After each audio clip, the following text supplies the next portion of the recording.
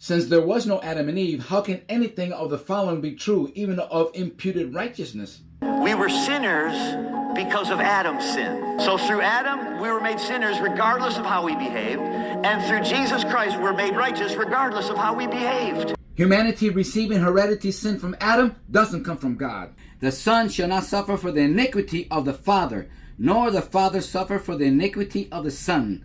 The righteousness of the righteous shall be upon himself, and the wickedness of the wicked shall be upon himself. This alone I found, that God made man upright. Man means mankind after Adam.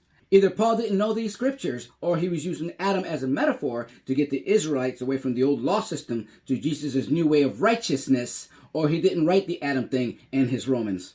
So you better produce your own good fruits in keeping with repentance.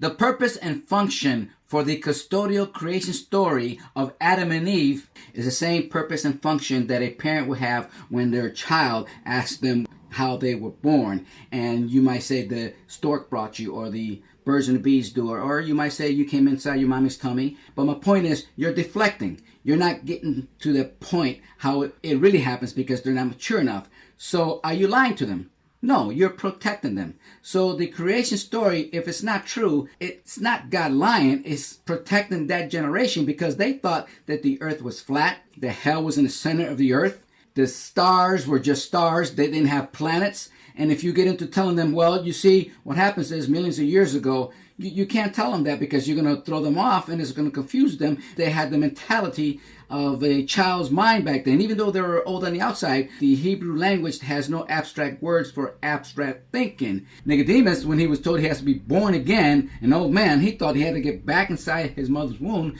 because he couldn't think in the abstract, because Jesus' teachings were at the next level of human consciousness. We take it for granted, but it was another step in the development and the evolution of man. And no way am I saying we came from a monkey, because a monkey is still a monkey that didn't evolve. But I will say we came from a fish, because even in the human zygote, you have gills at one time and they de-evolve, because that information came from millions of years ago. Therefore, the creation story gave the people in Mesopotamia a sense of purpose, hope, security, direction, until they can hear it at full strength of where we really came from. Jesus capitalized on the Adam and Eve fable. Jesus, like a parent, was teaching morals between a man and a woman. The creation story of Adam and Eve didn't even come from the Jews. It came from the surrounding neighbors. That's why there's two conflicting Adam and Eve stories. Chapter 1 is from Israel. Chapter 2 is from Judah.